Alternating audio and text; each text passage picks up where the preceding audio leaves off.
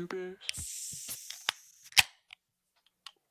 Did it even get the little bit of cold, like effervescent? I think I saw it, so I think it's caught it. I wonder if it caught my. Did you hear that? Or was that just me? Okay. No, I heard it. It's like a fucking ticking time bomb. Ooh, I took a little sip. I kind of broke, but it tastes pretty good. Can't wait to actually give it a go. Oh, hell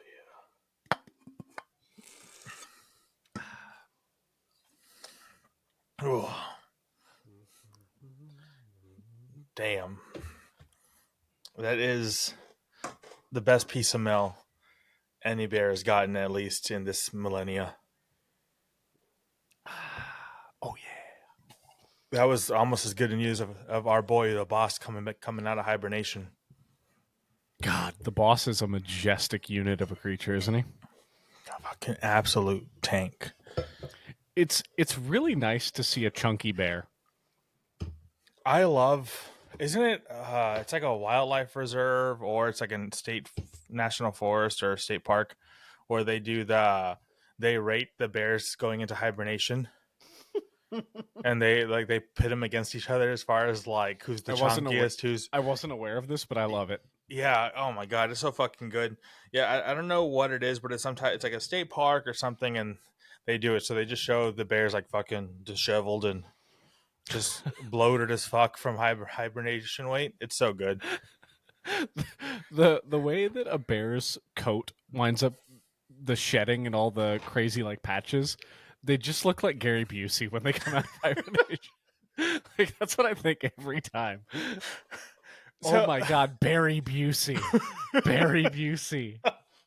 Oh shit, we need to make that. Someone make that a shirt. We should make that. That should absolutely be a thing. 1000% should be a thing. We just start spitballing merch. Like the episodes have no organization. It's just we're gonna present merch and see what catches. Oh fucking goddamn, so good. All right, dear listeners, all 7 of you, Barry Busey shirts. What do you think? Shit. The boss mousepad. Look at our dude. The boss hentai mousepad. Just the bear. instead of like anime cleavage, it's just like bare belly, right? Like, like it's just bare belly. Oh, not a bear belly. That's actually pretty good. We're on to 2 things here. What's your first impressions on that one? This extremely juicy, and this is very easy to drink and also kind of warm because it's too big. This can was too big to fit. Oh, in your little hibernation thing. Yeah, so your hibernation chalice. Yep, my boss cups. So I'm just gonna get straight into it, real quick with thing. Now, this is a California beer company, right? Uh-oh. I think I'm hyping up on the California stuff. I had one last week and this week, and mind you, they're both like more mainstream breweries. Mm-hmm. But maybe I'm just excited to go over there next month, so it should be fun. There you go. A Texan bear frolicking in Commieland. You know, the great communist public of the West, California, as much as they're crazy, they do have a bear on their flag. And that's pretty great. I believe now the 4th largest economy in the world. I think I read they recently usurped Japan. Yeah, I thought they took that a while ago. Maybe. I don't know. Yeah, maybe I read an old article. I thought it was recent. Anyway, please carry on. California beer. So it's a mainstream one. This beer company here, they do have good branding because they include bears from time to time. This is Firestone Brewing Company. This is a 9.5. This is Mind Haze, Cosmic Crusher, Juicy Imperial, IPA. Oh, I like it. It's simple. It's elegant. It gives me I guess because the Cosmic Crusher stuff, it just reminds me of was it Galaza? Not Gallica, but Galaza. Mm-hmm. Right, because Galaza is the good one. I'll take your word for it. You never played Galaga or Galaza? Like the Namco games? Like from, the I thought old. it was Galaga. Yeah, there's two. Or isn't it? Oh, No, because I there's didn't know there Galaga. was two. Because there's Galaga. Is There's this a the one with the spaceship? It's like, yeah, so they're both like yeah. that. One of them's a shitty one where it has like a little red top thing and it has like a bullet and it shoots, and then it gets Okay. another one and it shoots. And then Yeah. I think it's a Galaga or Galaza. I've heard it called both. I've always called it Galaga, but somebody corrected me and I just believed them.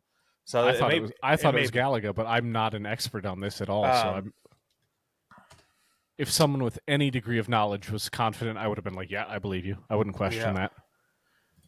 Let's see. I know. I just looked it up. Yeah, it is Galaza. Yeah, because No it shit. does because it is. It looks like it's a curse of Z. Lowercase z. Yeah, Ah, Because I just googled Galaza and then looked. I just found no kidding. arcade game Galaza and Defender, Bandai Namco I have miniature arcade learned. games. I have learned Oh, but many things today. actually, right now though, I see it's somewhere else saying Galaga. Like, Mm-mm-mm. actually, let's do it live fact check because we don't. Which one of these is also saying the Milwaukee Brewers have already won the World Series this year? Oh shit. That's the real question. It's neither. It's Galactia. Oh fuck. Okay, so it is. This motherfucker lied to me. Oh Wait, no, you were led astray. I was led astray. It is Galaga. Okay. It's funny. One of the YouTube videos, Galaga or Galaza, first 20 levels. Like, so I guess it's a common thing. But yeah, but Galaga is a 1981 fixed shooter arcade game developed by Namco. It is a Okay. sequel to Galaxian, Namco's first major video game to hit arcades. Galaxian, I guess, is the one I was thinking. Galaxian sucks. It sucks. Galaga is fucking awesome. Fun as shit. I honestly never really got super into any arcade games. Like it's not like I Really? didn't enjoy the arcade. Like I loved going there as a kid. But there was no like one game I was actively seeking out. I just So, wanted to play air hockey and spend some quarters. so air hockey dope, but so like, all right, there's two eras of like I guess two eras are thought things of arcades. So Miss Pac-Man, all this stuff, okay, fine. But Yes. even I'm trying to think, what was the none of the side scrollers like the Teenage Mutant Ninja Turtle side scroller game, or the Simpsons, or the old X-Men side scrollers where you have four The players. the X-Men one was cool. I do remember that. You know what? If you count the ones that had like the physical gun that you take off, I think it was like Time Force or Dude, Time Bandit or Force. Time Crisis 2, That was fucking fun. awesome. That was Yeah, really fun. where you hit the pedal and you pop out. Yes. Yes, Yeah, those were very fun. that House of the Dead's like fucking Silent Scope, Carnival. You remember the game Carnival? The guns are kind of like revolvers, and it's like basically just horror clowns. There's only 3 stages to it or whatever. Like it looks awesome. I remember it being hard as shit when I was younger. Sounds great, but no, I Yeah. don't remember that. Well, anyways, apparently some of the creators are like into this crazy ass Nordic cult. What? Yeah, and there's like a deleted game or deleted stage. Oh shit. I'm also. this. I hope it's real because I heard it from online. So Is this the same person that said Galaza? it's surprisingly it's not, and I kind of trust him slightly more. But there's that. Anyways, there's other person the Galaza person I know in real life. So I'm about to have a fucking talking to with him. Stern talking to. Bastard. The old paws and claws are coming out. Dude, So over here, do you remember that IPA? paws When and claws? Yeah, I showed. It was like from a main brewing company, or it was like somewhere in the East Coast, and it was called Paws and Claws IPA. It was a New England IPA, and it had a bear with a lobster. Yes. Yes, I do. Ever since then, I've never seen it again. Sometimes they're just onto something too advanced for its time. The world just wasn't ready. Sad. So over here, I have had this brewery before. Ooh. I'm gonna read you the description and see if you can guess who it is, because I think you might have a chance. So this is a bright, tropical, and remarkably drinkable. If you're gonna pretend to like hazy IPAs, it might as well taste good. This is How to Pretend You're a Normal Human Family Hazy IPA.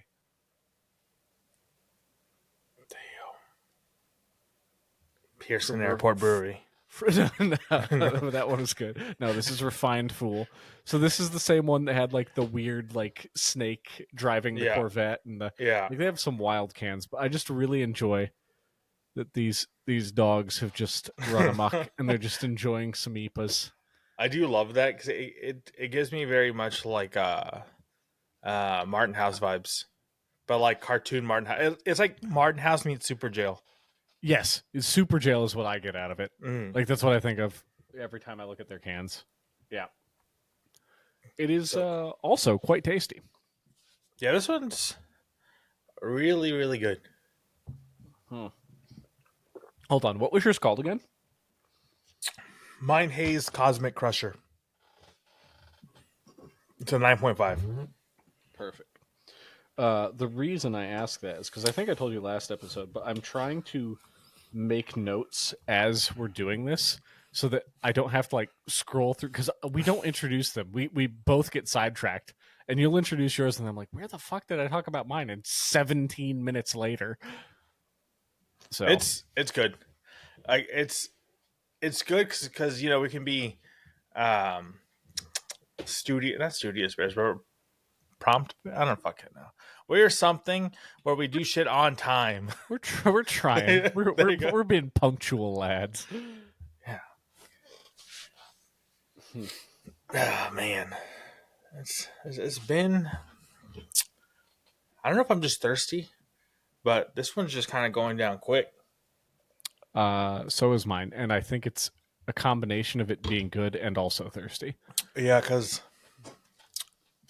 this one's surprisingly well. So I'm not a huge fan of Firestone. I don't think there's been any like really Firestone beer I've tried where I'm like, this is fucking solid.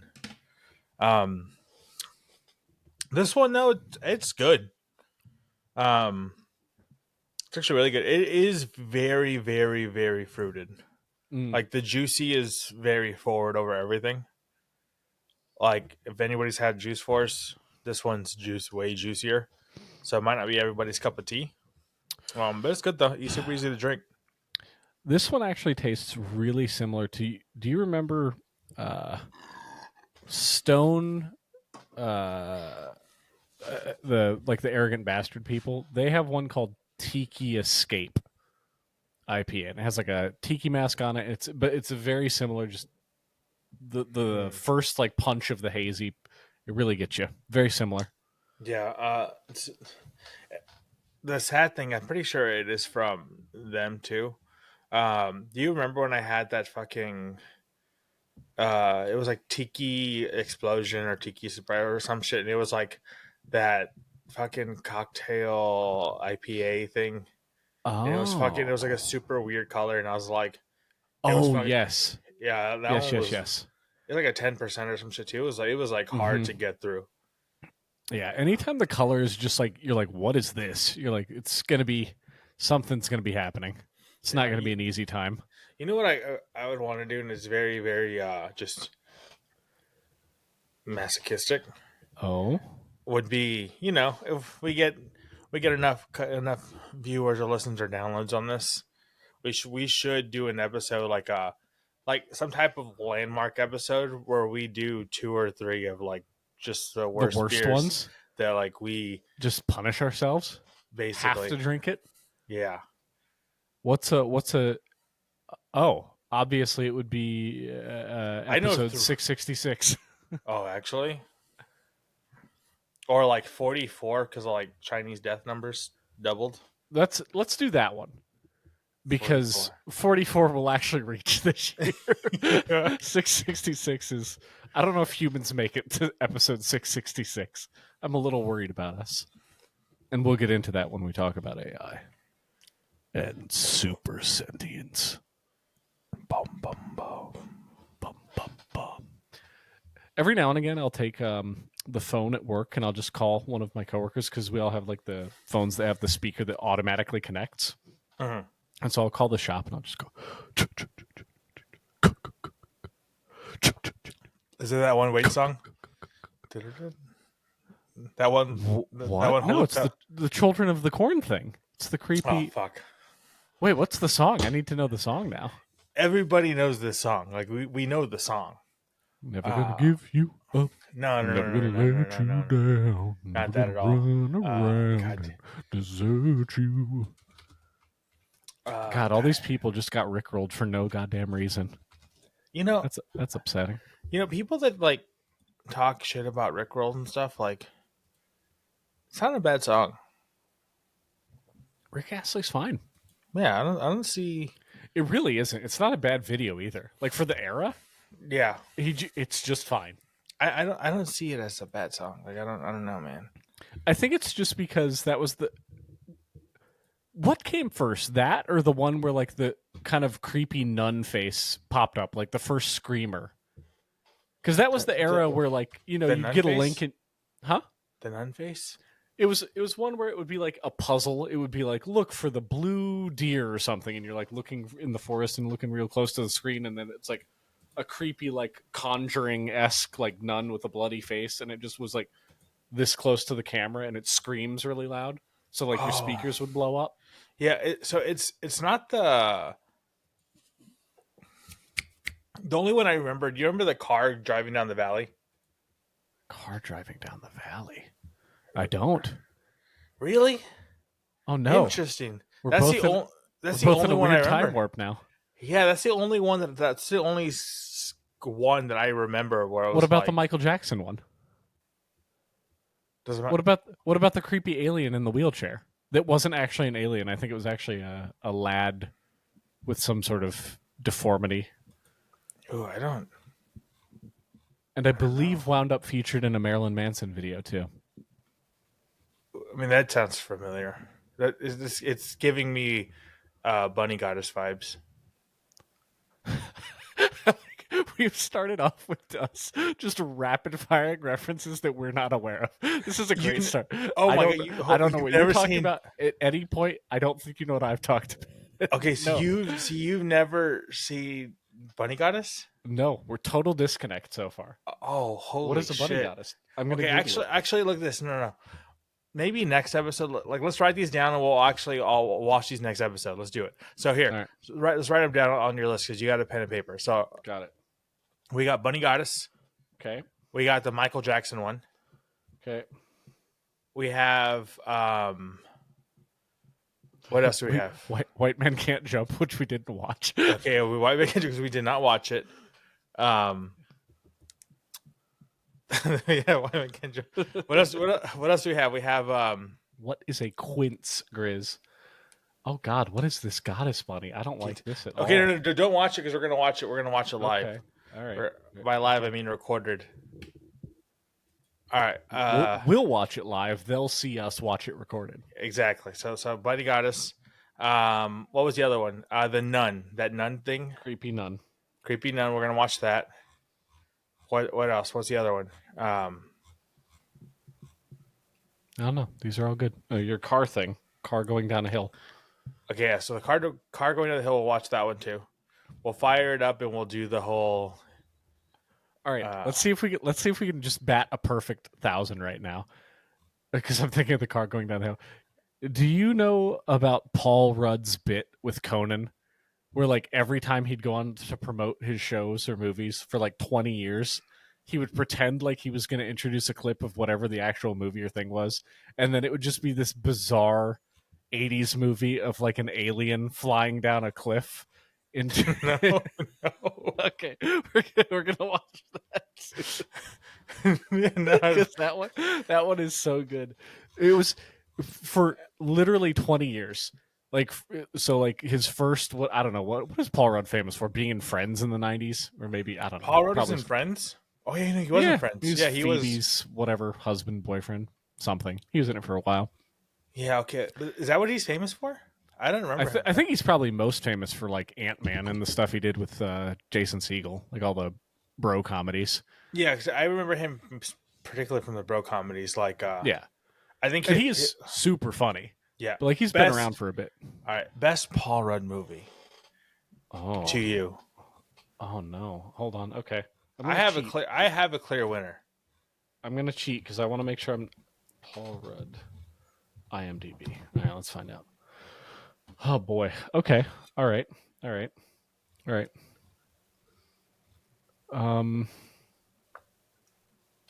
Oh, this is tricky. Holy shit, he's in a lot of stuff. Okay. Okay. He's in too many things. I'm exhausted already. Because I always forget comedians. Comedians are always like in each other's stuff. Like they'll be in like a 5-minute cameo in like everyone's shit. That's fair, but just Paul Rudd Center, maybe not main No, character, but yeah, often. no, I know what you mean. But as I'm like looking through, trying to remind myself of his work, I'm only to 2015 and I've gotten through like 55 movies. Oh wow. Like he's in so many things. Excuse me. Oh, I think I probably found it. I'm going to be surprised if something else beats this. For me, I have a clear winner. Like I don't even think about it because I love this movie. But I'm gonna wait for yours. So I want to hear yours before I say Okay. mine. Okay. I think I have found it. Yes. Yes, I have made my choice. You want to go first? Or you want me to do it? I think I want you to do it because I want to see if we sync. I don't think we're gonna sync on this one. Are we going to do what? Are we doing a 3, 2, 1? No. Yeah, no. You go. Tell me. Me, Tell me what me you go think. first. Yeah, you go first. Anchorman. Oh, Anchorman's really good. Anchorman is really, really good. But his character in Anchorman though, like Not big enough. You're saying it's too Will Ferrell driven to count. yes. So is Anchorman Paul Rudd's character in Anchorman? Is that why you love Anchorman, or is it just the movie as a whole you That's true. like? Yes. No. Yeah. It is. So It is the movie as the whole. Okay. yeah. That's fair. All right. How about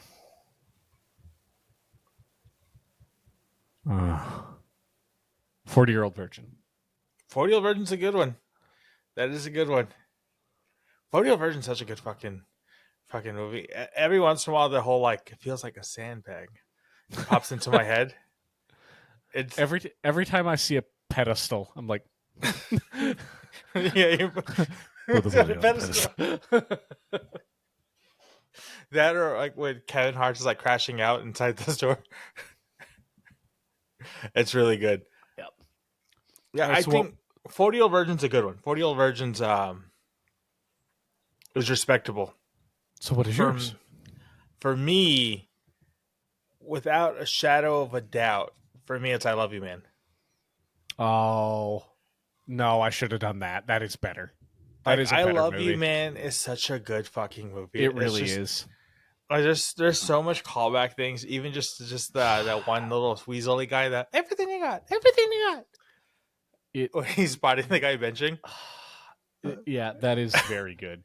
And then again, that movie made me like Lieutenant Dangle. That movie That's is right. You didn't like Dangle yet. Yeah, and then I thought we had something, but now I know it was a taste of betrayal. You fucking whore. Like, oh, there's another one that my brother-in-law absolutely loves, and we saw it for the first time like I don't know, maybe a year or two ago. It's him and the blonde lady from Community. What's her name? Amy Poehler. It's okay, super funny. I'm trying to remember the name of it because that is something that if people haven't seen it, and I feel like a lot of people just missed it, they should absolutely seek it out because it is a good time. It is a very good time. and what is it? I'm looking it up right now. I'm trying to find the name of it. And it also has the dude from Schitt's Creek. It has Bill Hader. It's got a great cast. It's very funny. What was it? It's called They Came Together. Never heard of it. Yeah, so look that up. You would like it. It is actually this is a good one for you to watch with the tiger because I feel like you'd both like it. Interesting. It's a rom-com, heavier on the com. It's a com rom, much heavier on the lulz. It has one scene where you know that like Family Guy rule of 7 bullshit where like you repeat something funny and then you keep repeating it and then for a second it gets stale, but if you push beyond it to where it's like a little uncomfortable, it gets funny again. kind of like the Peter fighting the chicken bit, where they're like, Okay.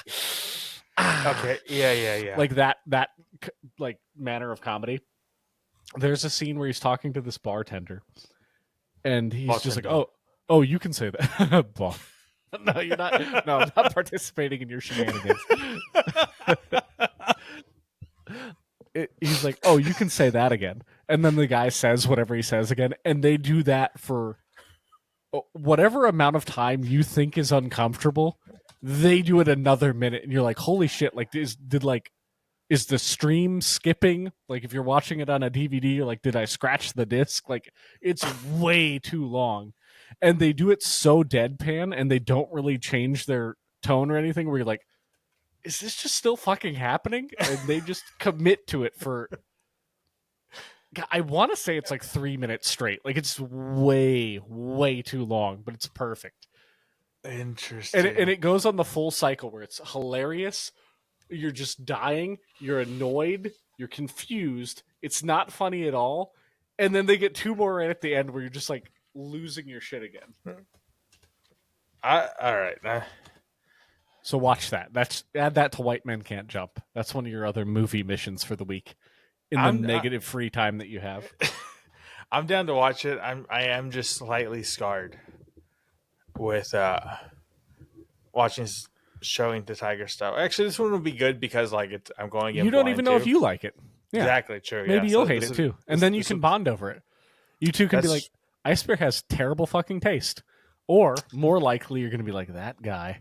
We should go to him for all date night movies. He's a cinematic gem wonder. I mean, you do watch the cinemas more than I do. We do watch a lot of cinemas. To a large degree. We've spoken about this before, and you're welcome, Holiday Inn referencer, since we don't really know what you're talking about, but this goes back to my Holiday Inn days. When I was a night auditor, and we had it down to where we got our actual work done within 20 minutes, that left 7 hours and 40 minutes of downtime on an average shift. So Wait, how much? I mean, again, we got it 20 minutes of work, so 7 hours of 40 minutes of downtime. 8-hour shift. God damn. And again, we worked 11 p.m. to 7 a.m. So you maybe had 1 or 2 customers pop in on the weekend, the occasional drunk, but by and large, you were left alone for 2 to 3 feature-length films. And you still had time to push each other around on the luggage carts. So, dude, now that I'm thinking about it, you would have had so much fun with, like, there was a stretch where there was 4 of us, and I was the manager for a bit, and it was just perfect. We were all between 19 and 21. We had no business being in charge of a 326-room hotel, but we just had such a good time because we had it nailed down. Our work got done. It was accurate. It was professional. And then there was no reason to not goof off or just staying awake so we can answer the phone if anyone calls. And so we'd watch a movie. We'd play poker. We'd like flip one of the trash cans and put one of the cardboard boxes that we broke down and make like a card table in the back. So we're playing poker, watching movies on my friend's laptop. This was when Netflix was still doing discs. Yeah. So one of us was like burning movies. Like we were constantly just like burning movies, so we'd have all these things in our collection. You know how much shit I burned off of how much shitty Dell PCs I fucked up off of LimeWire from burning movies? I'm sure a ton, because we were in the same boat. How could you not? You were a fool to not do it, because a stack of those DVD-Rs was like, what, $9? Yeah, from the Walmart. So you're not going to have 100 movies for $9? Yeah, that's insanity. I got so less cost effective, but I thought it was cool. Got like the different, like the rainbow color graded. Oh, of course you did. The jewel cases bear. where they had the discs, and I would write it in Sharpie. Piece of shit. I'd hand them out. You know, I was like, here's my fucking. Not even my mix, my playlist. I was handing out my playlist. Like, it's like, oh, you like 80s? Here's my 80s playlist. Did you have a different like style of script for different genres? For just the word. I would try to try to zazz it up a little bit, you know. Most of them didn't come out well. Most of them were like not good, but I tried. I remember I would go all into it, and I'm not a good artist, so it was. In hindsight, I wish I could find some because I bet it was very cringy. But I was like, ooh, 30 Days of Night. Oh, Night's gonna have some vampire teeth on it. Ooh. And I thought I was a visionary. And like you said, you'd pass them out to your friends and be like, here you go, here's your copy of this. Yeah. And the thing is, I would hand out to like my dad and my uncles and stuff, and I would hit all the classics, or like I would hit like where bands from the '80s covered other bands that I know they'd never heard because I never heard, and they never talked about it. And so I'd be like, "Here's Judas Priest covering King, or here's King Diamond covering Judas Priest. Here's Judas Priest covering Ozzy," and they'd be like, "What the?" They'd be like losing their mind, like, "How the fuck did you find this kind of thing?" So Wait, sorry, what was the? Was it King Diamond? Is that what you said? yeah. Okay. So I'm not sure who that was, but my brain processed that as King Princess, and I'm like, that's really weird that she would do a Judas Priest cover. King Diamond. All right, Is one of the greatest. I'm going to add this to my list of things to look up. King Diamond is like, so King Diamond was the lead singer for Merciful Fate, who Merciful Fate was like on the original Filthy 15 from Tipper Gore. Like Tipper Gore. Yep. So like their song "Into the Coven" was the song because the song is like come into my coven and become Lucifer's child. All right, like it's so King Diamond is extremely like they're from Denmark. He's from Denmark. Super like satanic when like before, like you got to think this was like during the Satanic Panic era stuff. So like this is actually when like Orthodox Christian like just like Judeo Christian values were like championed more like in the mainstream. So to have something like this was like insane, you know? You know what I was thinking about the other day? This is kind of related. There was a point in the 90s where I think Dennis Rodman had just married either himself or Carmen Electra. One of the two. Possibly this happened both times. And my parents would watch 60 Minutes. So tick, tick, tick, tick, tick. And you know, the 5,000-year-old newscaster comes out and they have their talking piece about Dennis Rodman. And I was just like, all he had was dyed hair, but they presented him like he was Satan incarnate. Like it was phenomenal how things got painted back then. So you're right. There was some championing of more traditional views for sure. Yeah.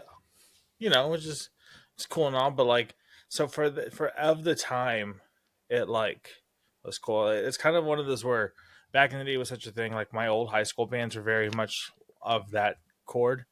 But then like when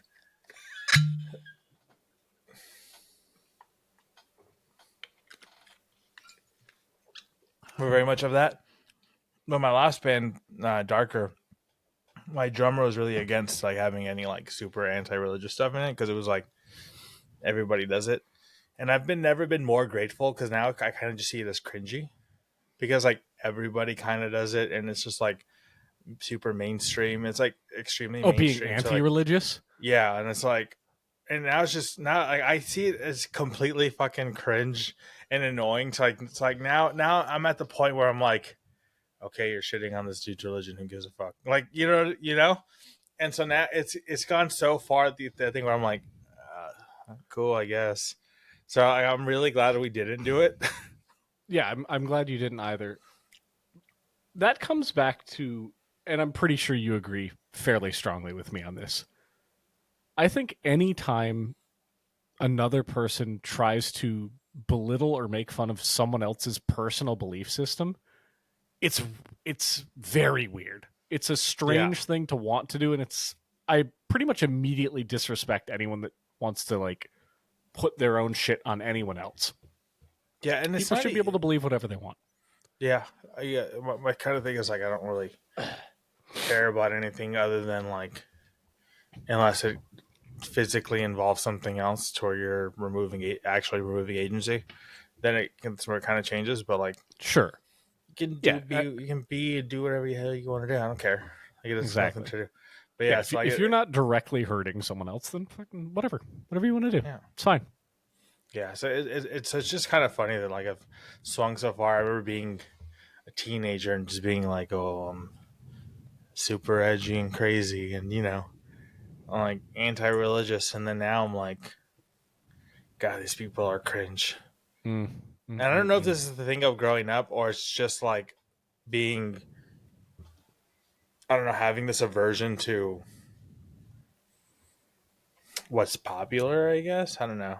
Could be a little bit of both. Yeah, because I try to do that. Like, did I grow up or do I just like because I was into counterculture stuff all of my life growing up. So is this just a continuation of that, or did I or did I grow up? you know?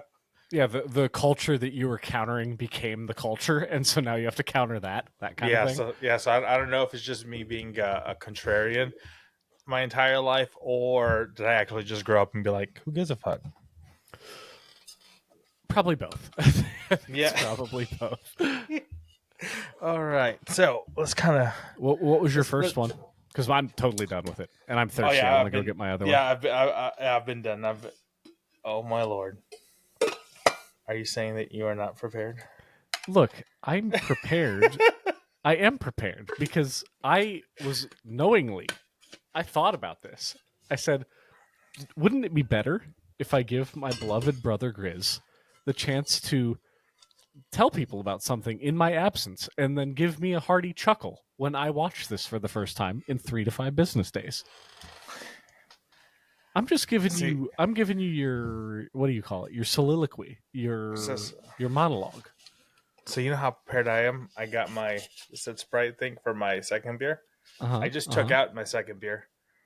I held my thing in a stainless steel shaker cup. It's probably not the best thing, but it's going to be better than it being just out in the open. Absolutely. So wait, I'm a little confused. Were there 2 others there? Were there 2 more? There was 1 more. Okay, just 1. I got you. So I will be back with 1 more. I'm also going to give my first rating, which is one more. A definite. The can is a 5,000. It's not even letters. Beautiful. I love the little Bobby Hill child. It's super funny. The beer is a B minus. Like, it was good. Ooh. I would.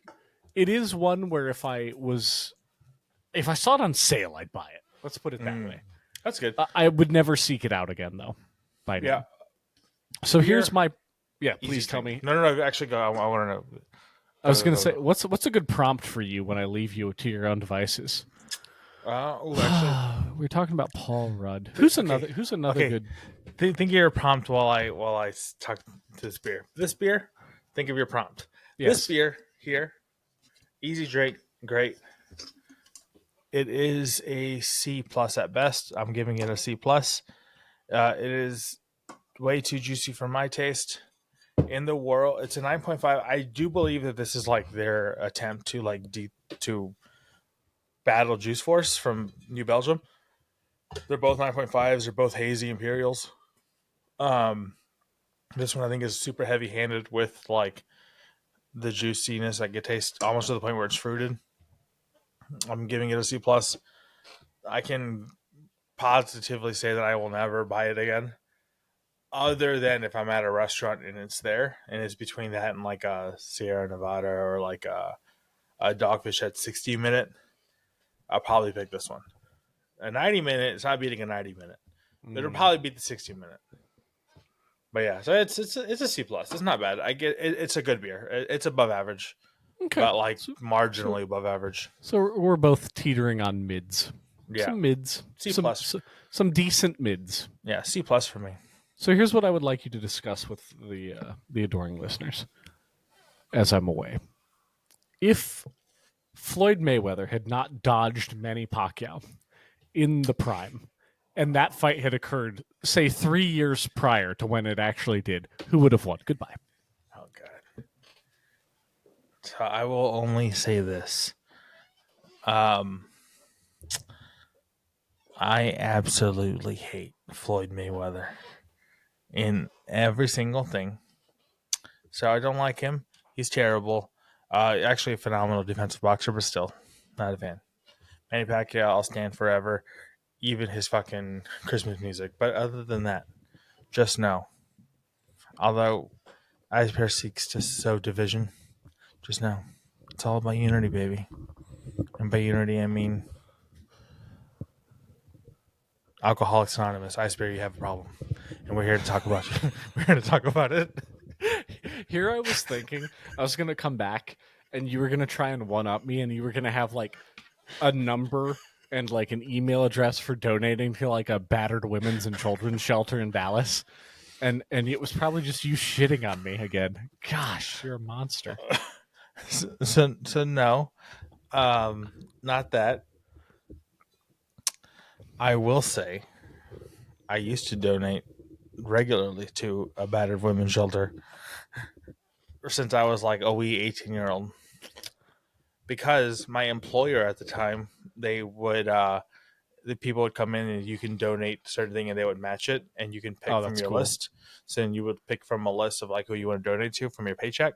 And so I would always donate to the battered women's shelter of San Antonio.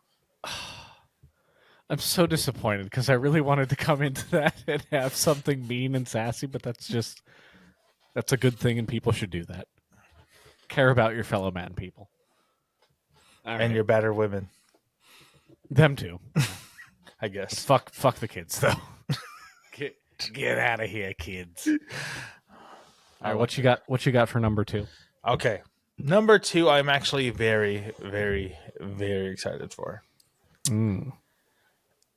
This one right here is from another Texas brewery. We're going back to the motherland. This is from Big Tex. This is from Screwston, Texas. Oh, ho, ho, ho. Rest in peace, DJ Screw. This is Spindle Tab Brewery. Now, this one here, I know you're not going to remember the name of this beer because I don't remember the name of it. But do you remember I showed you this IPA from this brewery, and it was like the 8-bit boxer, like Mike Tyson's Punch Out themed can? Yes. This one right here is the Deepa of that. Oh. This one is Power Bomb Deepa. This is I like this. Fantastic fucking 8-bit Power Bomb right there. Pixel art is so refreshing to look at these days. The wave of nostalgia that hits you with is just fantastic. So fucking good. And then right here, instead of saying WrestleMania, right in here, it says wrestling moves. Okay. So wrestling moves aside. So I'm not sure if this is the same in the US, but here WWE or actually, the are pandas. we going to do a second crack together, or should we just do let's do it. individual cracks? Yeah, we can do a second crack. All right. Before you go into, that was a good one. that's So beautiful. up here, Netflix has the rights to WrestleMania. Same. Okay, cool. So I had very little interest in most of it, but I was aware of John Cena being involved. And I was like, you know what? I'm going to watch John Cena's match for WrestleMania. And it's really fascinating to see the quality of the matches now. Because I was a huge fan of wrestling as a kid. Like, I loved WWF. Sorry, Pandas. The real WWF. Yeah, no, I like WWF and WCW. I liked when I was a kid. Yeah, WCW is fantastic. Like Lex Luger. Yeah. Hacksaw Jim Duggan. Like that kind of generation. Yeah. Yeah, so like WCW, WWF, like obviously being a little edgy kid, Sting, dope as fuck. Kane, Sting was fantastic. Seeing Kane and Undertaker were the coolest. Mankind, cool. Cactus Jack. What was like the wasn't there like some like Aussie twins? What the fuck were they? The Aussie twins. No, they weren't Outback people. They were fucking Cajun Creole fucking swamp people. Oh, what the fuck were they? They were. Oh no, I know who you're talking about. Yeah. But anyway, or Rashiki when he would shake his ass on front of people's faces. Yes, he just so what I'm getting at is the actual matches back then, like night and day, so much Mhm. better. The physicality, the and what I was realizing is Vince McMahon just didn't care if people died. Like it's so clear looking at it now versus looking at it then. They were just all concussed and coked out of their mind, Oh and yeah, that's why it was so good. yeah. So all I'm saying is, if they want to sign a contract that they're okay with that, let them get coked out of their mind and bring back good wrestling because it's That's not good anymore. It's very bad now, I believe it. So one of and the things especially in 4K. Sorry, but like oh pulling punches, it's like it's nowhere near it. They're like yeah, missing by like 5 feet. interesting. Yeah, that sounds actually terrible. Because even like John Cena looks weird now. He looks like he's like on Ozempic and he got really big ears. Yeah, And I'm worried about him. He looks sick, which is yeah, upsetting because I really, really like his show. Like yeah, Peacemaker's fantastic. yeah. He looks odd, but I just know he's like on this like weird like villain arc John Cena thing that I've seen Yeah, in he's a heel memes. now. Yeah. He's Incineroar. Oh damn. So yeah, so that's interesting. But like, yeah. One of the things with wrestling though, because again, grew up playing in metal shows, metal bands, all this stuff. Oh my lord! Now that's a perfect backdrop for the beautiful glass right there.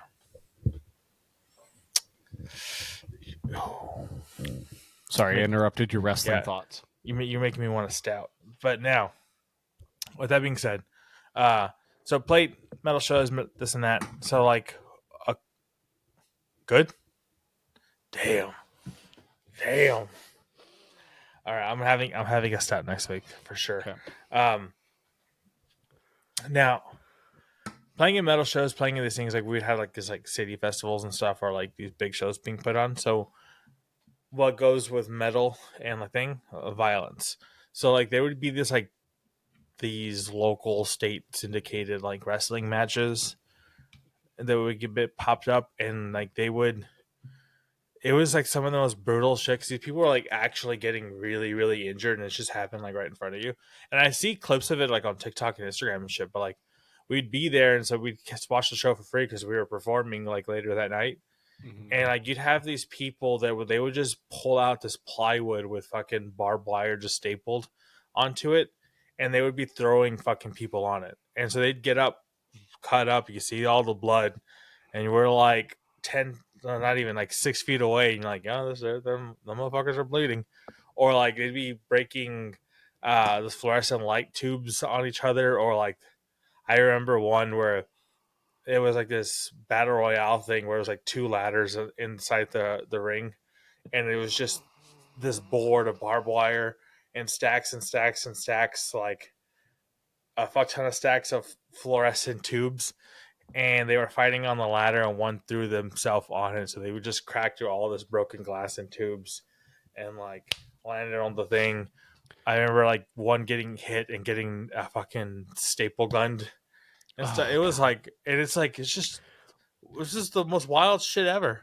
The way those tubes of light break and shatter, the noise, the visual, everything about it, I see why they use them as like common props Oh yeah, because they're fantastic.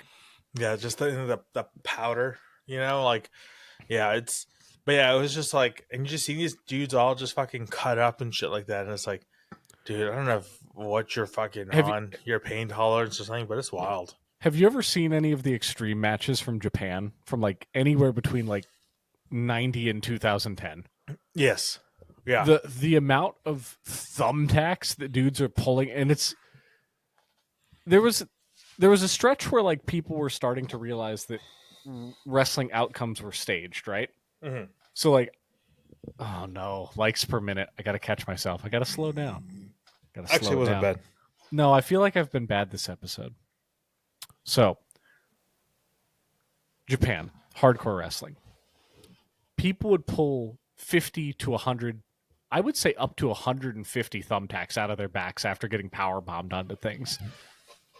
And you would have guys that like they were really good at palming the razor blades and cutting themselves to just fountains of blood spewing out of their faces. It was very impressive. Yeah. And so just because it was fake didn't mean the damage that was inflicted wasn't Mother- real. And Oh that yeah. was my misunderstanding as a child into like teenagehood. Because at one point I realized, oh, this is staged, and I just thought, oh, it's all makeup or something. And it's like, no, they're not. Like they're actually like No, they're getting really fucked up. getting hurt. It's bad. Okay, I have to do a brief segue because this beer is the floor is A plus. We might have Holy our shit. first S tier of the recorded episodes. Oh my lord. I don't know if you recall, but Brewmaster Sam last week at Sawdust City Another had provided me with a couple of good beers. So I saw this good? one. A couple of great beers. Yeah, okay. A couple of great beers. And I thought to myself, let's give Sawdust another chance, particularly given the well, you'll see the art, but more importantly, you'll hear the description. So Sawdust City Brewing Company says, we start with the decadent flavors of our LDV Imperial Stout, then add a sinful combination of cinnamon, vanilla, cayenne, and a massive dose of steampunk espresso from Velvet Sunrise Coffee Roasters. This gives us local. Yeah, absolutely, and they are quite good. This gives us a delightfully creamy stout with the spiciness of cayenne balanced by the sweetness of LDV. You may recall a throwback called Red Rocket, which we brewed many moons ago. While the name has changed, the awesomeness remains the same. This is a spiced imperial espresso stout, 60 IBU, 9.5 ABV. It is called Long Dark Voyage Red Rocket. That sounds amazing. Like a cayenne stout, like the smell is phenomenal. Like, and then a stout being 60 IBU. Mm-hmm. Like the reason I'm loving it so much is because we've talked about this before. Food, drinks in general, having like a combination of flavor profiles. Anytime you can get two, great. If you can get three, better. And this is, you do get the cayenne, you get the sweet from the vanilla, and there's almost a, not umami, but like there's a weird thing going on that I can't pinpoint. Like toasted malt kind of. Yes. That's what I'd imagine with like some of the best stouts kind of have that like toasted malty kind of like undertones. It's so good. Damn. And it's magnified by the smell. Because every time you take a sip, like that olfactory chain is like, smells great, tastes great. It's damn. I think the floor might be an S. This all right, I'm gonna cool my jets because this is approaching new favorite. It's approaching. Oh. I am jealous. See, in my fridge now, I do have a stout that I have for 2B2B. And I've been really excited about it. I've been holding off on it. Originally, it was going to be this week. But I came across, literally today when I was coming, I came across this spindle tap. And there was only 2 4-packs left. So I grabbed it because I was like, oh, shit. And I was really excited about this one. So that's why I changed it. But you're making me regret not having that stout. I'm sorry. That was not my intention. I just wanted to have a nice... It's been a while since I've had something above a 9. Or no, maybe I had one last week. I don't know. It feels like it's been a bit. I don't know. I don't know either. Yeah.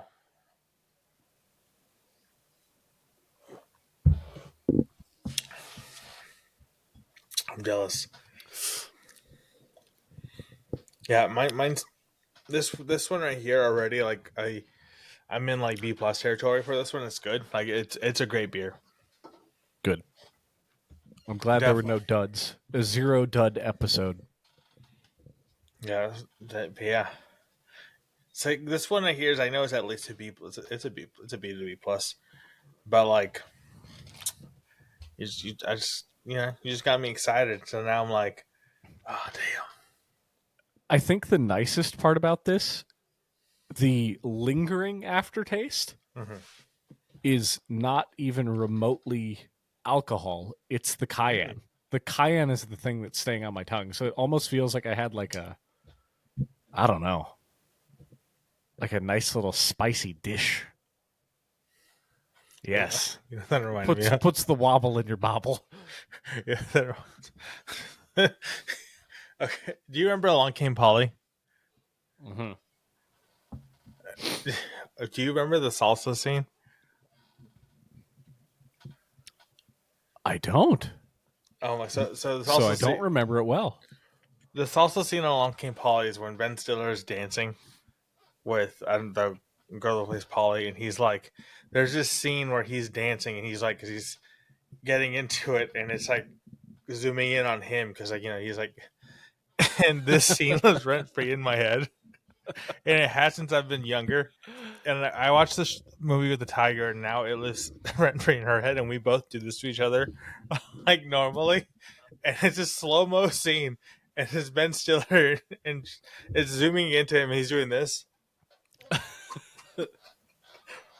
He's just doing. It's the funniest shit. I love it. But your cayenne beer, that's what I'm getting. Yeah. I'm getting Ben Stiller and Along Came Polly. It's also giving me a blue steel. That's what I'm getting out of it. Not a Magnum. You're right. You're right. Did you watch part 2? I didn't watch it. I couldn't watch it. Of Zoolander? Yeah. Yes, but I distinctly remember like walking in and out of the room. I was not engaged. We put it on for sure, but I didn't. I Didn't can't. pay too much I attention. can't. It's one of those, man. Like, there's just so much duds of like continuations of things that I can't bring myself to watch things that I loved. Like, I couldn't watch the sequel to Zoolander.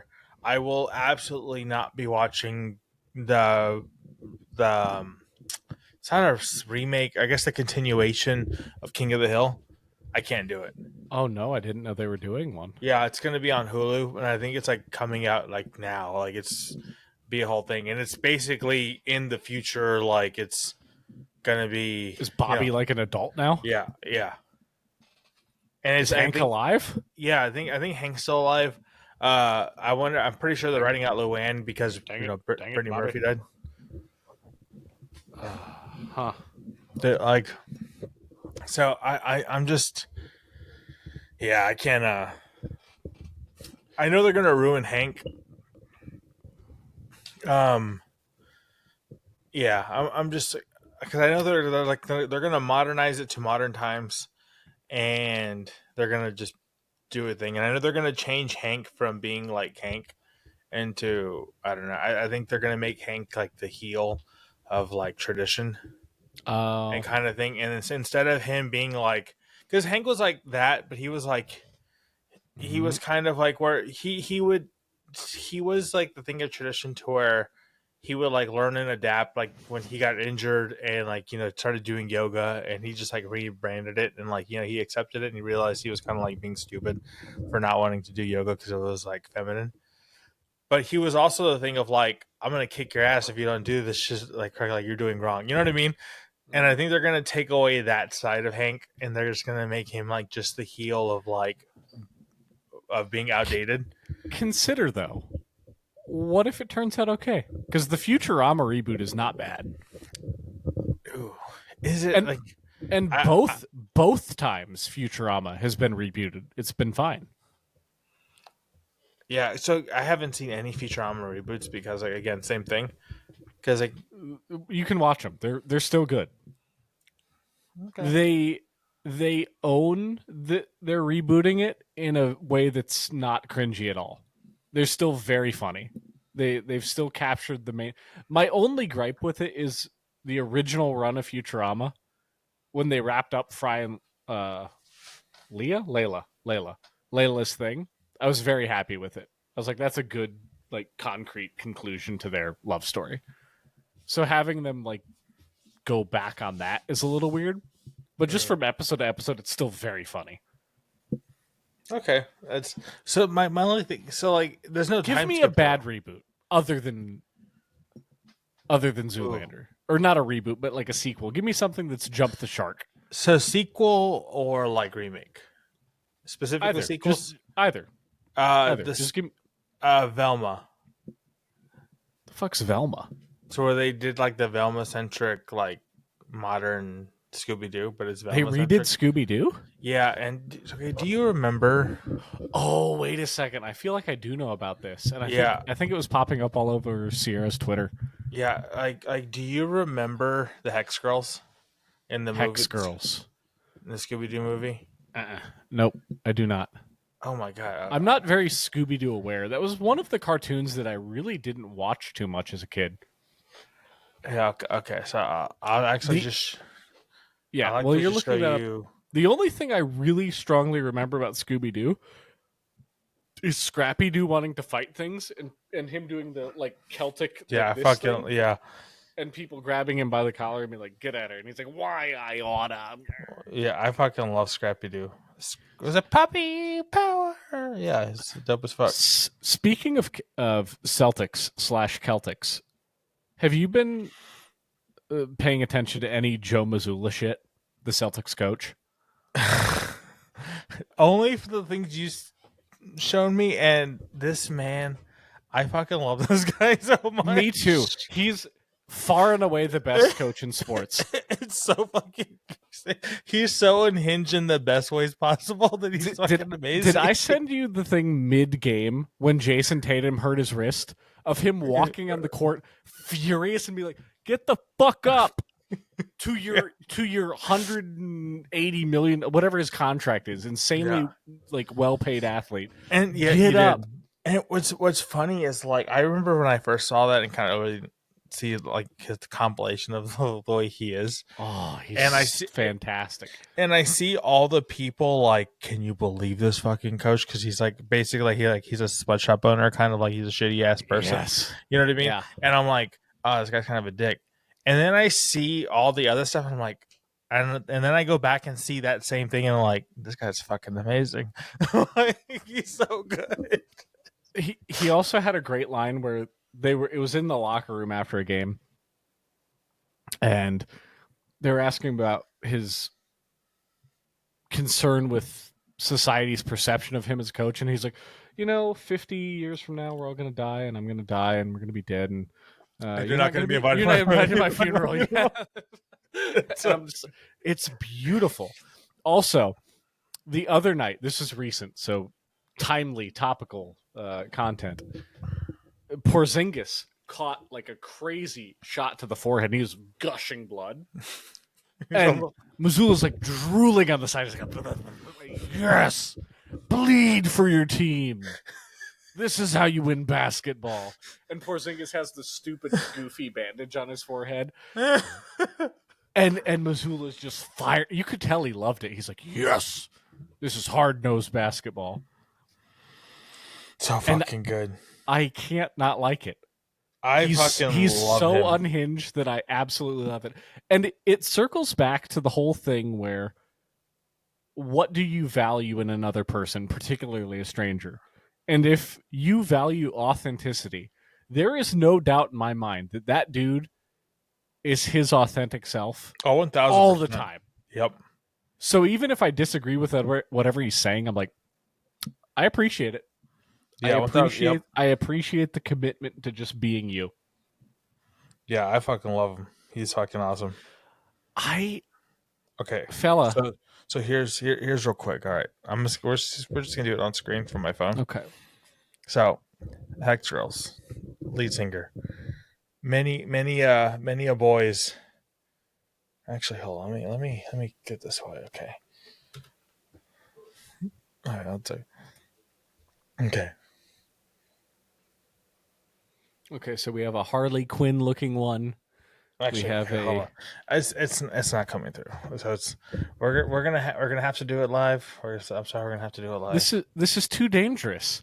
This is gonna be like the Seal Mountain Dew commercial all over again, and we're gonna get censored. It's gonna be all right. Don't do it. Don't do it. I beg you, don't do it. It's gonna. No, please stop. You're too brave. You're too bold and brave. I'm a virgin.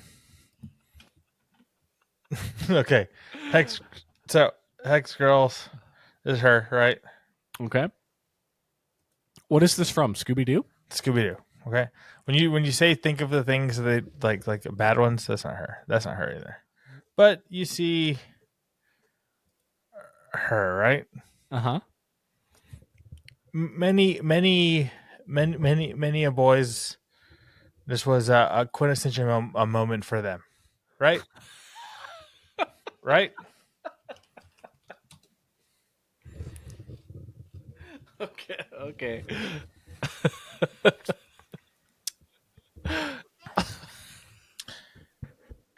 I am 1000% serious. Look at that was the voice of a generation. This was her, right? Good for them getting away with the Batman logo.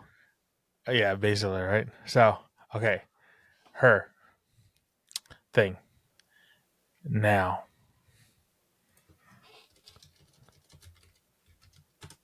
Oh no. Oh Rem- no. Okay. remember what they took from you. Oh no.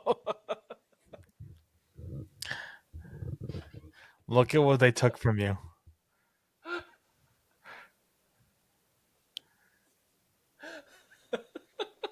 So so when so So so, so when you say name a bad one and why I'm so hesitant to watch any like reboots or anything, this is why. this is why.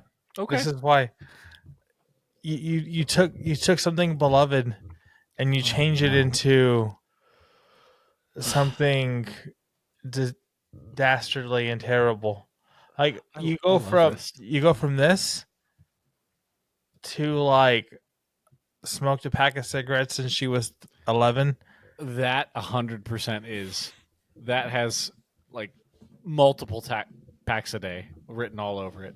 Like it it hurt me too. It hurt me in a deep level. Like my inner child, the inner cub died slightly. It's Mm-mm-mm. horrible. So that's what I'm scared of. That's what I'm scared of. And to that, I'm gonna finish this pile drive. Wait, is this your first one or? Oh, okay. Um, I just, I'll be honest. I'm kind of savoring this a bit because it It's too good. That is it really is. It's so good. It's one of the few things that the aftertaste is so pleasant that I'm like, I kind of want to just let that sit there. yeah. For a bit. I think an S tier. Don't chug that. Savor it. I think with that, we have our first Bears going rogue. All Grizz is going to partake in the third because I need to get something off my chest. Okay. You see, everybody knows here in Texas, we have a large enemy, a huge enemy, including especially after my brave, valiant Mavi boys. They're out. You know, as of what, a week ago, week and a half ago, they're out. 2 weeks ago, they're out. It's a very, very sad thing. We have an absolute terrible, shitty ass. He's not a nepo baby, but he might as well be one. And I hate him He's more the because, worst. and I hate him more because he dons the same name as one of the best girls in anime ever, Nico Robin. I blame him specifically for the Mavs being knocked out. I blame him for us losing. You should. It's It's entirely his fault. a good coach. I blame him for every L's going towards the Mavs.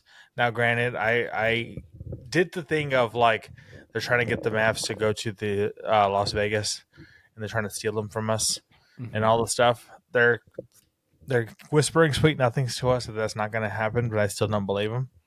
I don't So either. so in honor of my boys being knocked out and me hating Nico so much, I gotta bring back my last can of this 4-pack before I know where it's going. it goes out. So this is a 7.7% beer. This is We miss you, Luca. my boy Luca. He's an absolute amazing angel. Look, real quick, man. Not so long ago, Luca played his first game in Dallas, and they did the montage for him, which he fucking deserved. And seeing this man break down in front, I got misty for sure. dude, the first time when he busted out crying when he found out he got traded, fucking broke the fuck out of my heart. Mm-hmm. But seeing this one where he comes back for the first time and they play like in Dallas plays the like thank you for fucking being you and everything, like we miss you and everything and we love you. And this man breaks down again and then fucking just decimates the and it just comes this man busts out crying and then just comes out and fucking just does what Luka does. Like, God, I love this dude. Such a oh man. Yeah. I will always love the Luka and Kyrie duo. I don't think I will ever enjoy a playoff run as much as I had fun last year.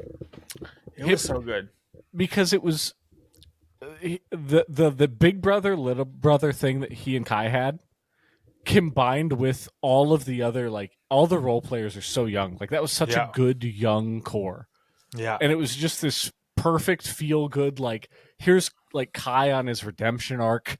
He's gone from fucking flat earth to now he's just this cool hippie like embracing his Native American roots like big brother figure to all of them. Luca just going off, and then you have D Live and Gaff just getting insane alley oops every game. The amount of times where you had a Sports Center top 3 play every fucking Mavs game last year was out. It was so much fun to watch them. Yeah, I don't understand. Like, I don't understand any bit of the trade. It doesn't make sense to me. Even when people like this is a good thing to have fucking David like having fucking homeboy and everything else on it. Like I don't. I can't understand the brow is and he is going to be injured forever. That's just And I mean, I don't think he's a bad person, but no, he's a great player. He's never going to be healthy. Yeah, and so so even that like it just doesn't make no sense. So in honor of my boys being taken out, in honor of this being my last one of the 4-pack that I've been saving, because I didn't want to get rid of it, but I think it has to. This is Sell the Team from Celestial Beer Works, because that's what Nico did. Yep. And if anybody deserves animosity in the sports world, it is for sure him. And the thing is, this is such a solemn thing. It doesn't deserve a main crack like the other beers. No. This is pour one out for the homies. Yep. 100%.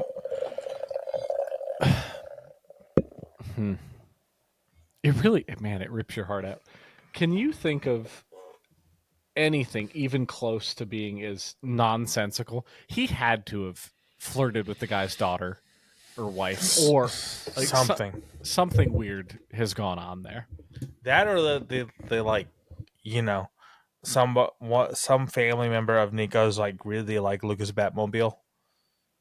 His Batmobile is pretty cool. It's fucking dope. What is it? It's a Jeep, right? It's like a fucking just crazy ass. It's a tank, whatever it is. Yeah, I think it's pretty much a Jeep. And have you? Where was I going with this?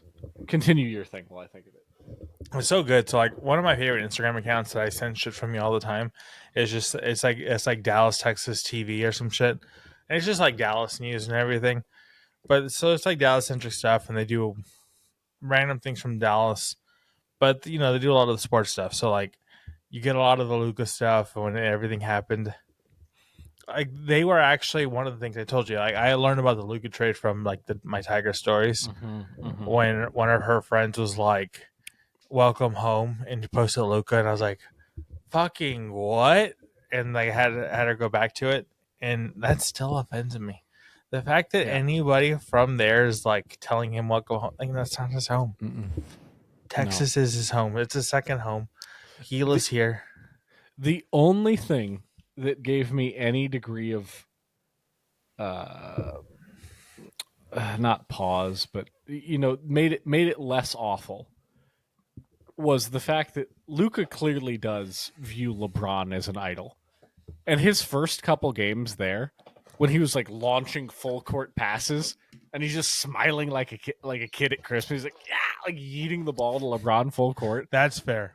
I was like, all right, at least he's getting that. Like at least that is coming out of it. But so the thing I was getting at earlier was, were you at any point in life a player of shoe ball? And by that I mean, did you like sneakers? Were you a sneakerhead ever? So I was never a sneakerhead. Never was into Jordans. Also, sorry for hitting my shit on the microphone. How dare you? So here's the thing, real quick. Actually, the tiger's on a small screen that you can't see, and she just pantomimed sign language thing, saying COPE. Oh no! You know what that spells?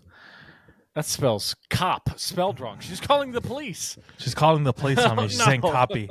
She's saying copy, which is the cop excellence, which means they're going to arrest me because she's not telling me to cope. Because if she's telling me to cope, Dude, that hurts just my soul. be like me. Buy a Lakers jacket. It's fine. I can't do that now. I'm fully Lakers now. Fuck that. I can't. So here's the thing. My cousin, diehard Lakers fan. My aunt, diehard Lakers fan, because like my aunt. So my aunt and my cousin was never too much into teams and stuff. They're more fault players. Same.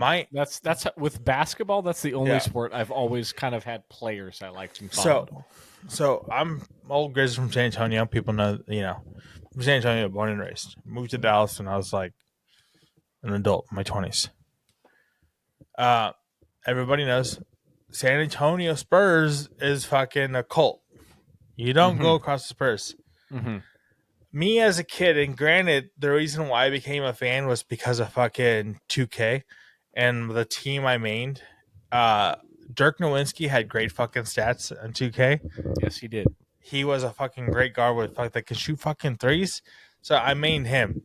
So me maining him in 2K as a kid is why the Dallas Mavericks became my favorite team, because still Texas and Dirk Nowitzki is a fucking goat, right? So I don't give a fuck what people say. Dirk Nowitzki, my fucking dude. I would say of any player I can think of, he's probably the most underrated. One, he stayed with the franchise his entire career, which is fantastic. I always like that. That's always there's something to that. It's loyalty, like loyalty in a game where you're trying to basically make a name for yourself in the thing. Like, yeah, Dirk was just a fucking amazing ass Sasquatch. Getting the chip against the Heatles, phenomenal. It was just, and I remember that game 3. I was like, "Oh, this is like the Mavs are going to win this." I remember the feeling. Like there's midway through that game, I was like, "Oh, they're onto something." So that was special. Yeah. That was a special year for them. Yeah. So for me, Dirk's always been my dude. So like my dad, anytime it's against Spurs, it's the Spurs. So me being a Mavericks fan because I'm in San Antonio, and it was strictly straight because of Dirk. It was like a whole thing. Well, anyways, my cousin, diehard Kobe fan, and this is before Kobe was like Black Mamba. This was like early Kobe. Kobe was in for like 2 years. My cousin was diehard Kobe fan, and Kobe ended up being because he saw this was Steve Harvey show Kobe. Yeah, so you think so? My cousin was diehard Kobe fan before Kobe made it. Before Kobe was fucking Black Mamba. Before he was the fucking the GOAT. Yeah. My cousin being diehard Kobe fan. My aunt absolutely loves Shaq. She's loved Shaq his entire career. As she should. Yeah, like she absolutely loves Shaq. she'd The always big Aristotle. yeah, The she'd big always cactus. she'd always tell us like just in general how he changed the game, and we're like, yeah, sure, Diesel. what, like yeah, Man sure. of Steel. Dude, so here's actually I got a funny story about that. Shazam. So, All right. so I actually have a really funny short story about that. So she's super fucking Shaq. So again, when Shaq and Kobe were both on the Lakers, I'm talking about in their living room they had fucking things of Shaq and Kobe, like portraits of them. Like I'm talking about die-hard fans of the Lakers because of Shaq and Kobe. And then when Shaq left the Lakers, my aunt, she was a fucking Heats fan because she didn't give a fuck. She's Shaq. She loved Shaq. My cousin's always a Lakers fan because of fucking Kobe. He likes the Spurs because of San Antonio, but he ain't beating Kobe. So when Kobe died, now he's just a straight Spurs fan. But at Kobe's entire career, he followed Kobe. Kobe's his fucking dude. For me, it's Dirk. So yeah. So luckily, me moving to Dallas, I'm like, oh fucking great. I'm fucking be able to go. I'm going to go to the fucking Mavs games. It's gonna be fucking awesome. The year after I moved to Dallas, Dirk retired, and I was like, "What?" I was like, "I was like, what the fuck is going on?" Like, well, fuck me then, I guess, right? Like, so you know. But what brought and so I was always like a tacit Mavs fan, and then like Luka, that was like, oh fuck, look at that. And then Kyrie, I've always loved Kyrie. Kyrie's fucking dope. Kyrie's always been dope. Like the last 5 years, Kyrie's been fucking. I love that fucking flat earther dude. So when he came to the Mavericks, I was like, oh my. I was like, you know, it's the fucking thing. So it is what it is. Okay. Several things that I want to say before I forget them. So first of all, on the shoe ball front, both Kai and Luca have, for the sneakerheads out there, two of probably the top 10 shoes of all time. Kai has a pair of shoes that with like they're like moccasins, and I remember I asked the seal. I was like, "Am I allowed to wear these? Like, is this like 1000%. cultural appropriation?" Because if I ever see them, I'm buying them in a heartbeat. Doesn't exist. If you see him and you don't buy him, I'm gonna judge you for the rest of our lives. Okay, that's fine. Yeah, it's just if and when I do, just know I am gonna wear them with love because I think they're the coolest fucking looking basketball shoes ever. Shooting a jump shot and watching the tassels on like the like goddamn Kai, what a good choice. And then Luca's new ones, like I think they're like the Luca Jordan 4s or something in the hot pink. Whew, that is a shoe. Goddamn. The thing is, I've never actually looked at the Luka shoe. So I think he's contracted to wear them the rest of this playoff. So watch any Lakers game. There's one right now tonight. So watch any clips from tonight's game. He's wearing them. They look good, and it's just such a good pink. Like it's such a good color pink. Yeah, I'll have to like look at it because like I haven't watched any Lakers games. I haven't watched again. Luka, it's one of those where like hurts too much. Yeah. It's like I love Luka. I will look at his stats and I'll see his thing from his games. Like I have it like on a Google updates thing. 43.99. Yeah, and so like I'm like he's a beer drinking fat slob. He's not good at basketball. Yeah, 45 10 10. 5 steals. Yep. I mean, just look at his game against us, like at our home. Like, you know what I mean? Like the other thing I love is that he talks mad shit to the other team's bench. I love that. So when people say they hate him because of that, like I'm like fair, but I fucking I love him because I genuinely love him because of that. Mm-hmm. Especially him with Kyrie, like it's so good. It's just like it's really really good. Yeah. So go ahead. Yeah. Sorry. No, it's one of those. So like, as long as Kyrie's still with the Mavs, I probably won't watch Luka. Once Kyrie inevitably like goes off into the sunset, I'm probably gonna start following Luka, even if it's not with the Mavs. I can see him going somewhere else when his contract ends. I don't think he's an LA guy. I can see him. You know what I really want? Let's speak this into existence. God, I hope this happens. Hold on. Let's say it on 3. What team? 3, 2, 1. Timberwolves. Timberwolves. Yeah. Yeah. Him and Ant would be the coldest Yep. duo of all Yeah. time. Yeah. That's. I would buy the jersey in a fucking second, Yeah. and it would be so much fun. Oh my Hit. god, it would be good. Yeah. And that's the only other team outside of the Mavs that I see him on.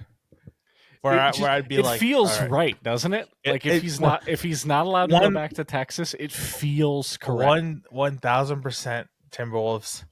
Again, it's just one of those things where like I fucking hate the Lakers. I've always hated the fucking Lakers. Mm-hmm. Even when it was like the GOAT period with like Kobe, Shaq, Malone, like I fucking hate I've always hated the Lakers. Granted, it's just me being a hater because I always talk shit to my cousin and my aunt and stuff. Mm-hmm. But like I've always hated him. The fact that he's there, and I see him in the shitty ass gold and purple, I'm like, it's the yellow is one of the worst uniforms in all of sports. you don't look good. The purple's okay, the white is okay, but the yellow's terrible. The only time Laker colors ever looked good was on Kobe and Shaq. Well, so I don't know if you and I have talked about this, but the Seal and I have talked about this a lot. White people look terrible in yellow. Oh yeah, straight up. It's dark, more Like, melanated, darker melanated skin looks great, like in the purple yellow. Like it's 100%. So, brief aside before I forget, because this is the only other thing I've written down. Because you were talking about how your family liked Shaq, Kobe era Lakers. My mom had a massive, borderline inappropriate crush on someone from that era. Oh, can you guess who it was? Oh, so from that era, so like what, early 2000s era? Yeah, during the Lakers three-peat. Was it Lakers or was Yes. it like in? Yes. Oh.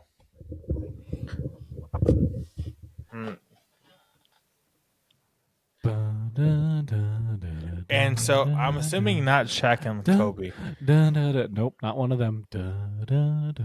Player or coach? It wasn't the coach. It was player. It was not Phil Jackson. Okay, I was gonna say. My mom did like Phil Jackson, but she did not have a crush on Phil Jackson. My two was Malone or Phil Jackson. No, it's neither of them. It was not the mailman. It was not Papa Buddha. It was neither. Ah, fuck. All right. You're gonna, when you hear it, you're gonna be like, that tracks. That's something a white lady would like. You know what's so funny is I'm trying. Let me know if you want to give up. So here's the thing. I kind of want to pull up the list because like right now when I think of that era, pull up the list. Because right now when I think of that era, Lakers, I literally can only think of fucking Jackson, Malone, Shaq, and Kobe. Pull up 2000 Lakers roster. Let's see, 2000.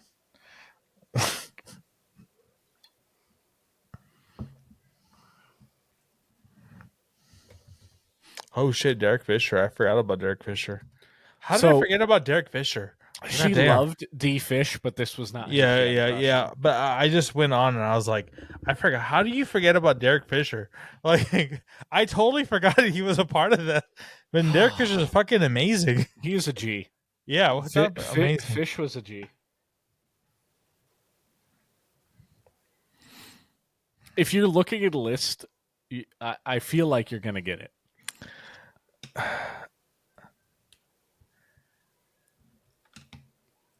Oh, all right. So I think of a funny one, and when I think of a funny one, I'm like, ain't no way, ain't absolutely no way. Well, now I'm curious who you think it is, because the funny one, if it's anybody, the funny one would be what's his name, Penberthy. That'd be the funny one. That'd be the like if that was the one, I'd like die laughing. No, because But here's a hint. I'm fairly sure, like, my mom is not alone. Like, I'm pretty sure this is a pretty common crush to have. But the one.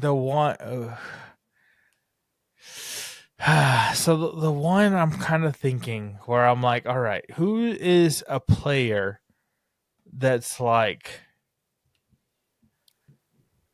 who's a player that's like It's the one that was married to a traditionally attractive actress.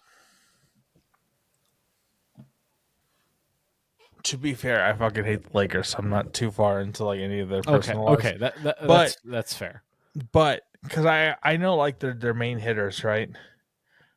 But who I'm thinking, and I may be completely off, right? Like, but who when I kind of just look at the list, and I'm like, all right, I can see who where they're like they're not the main guys, but they're fucking solid.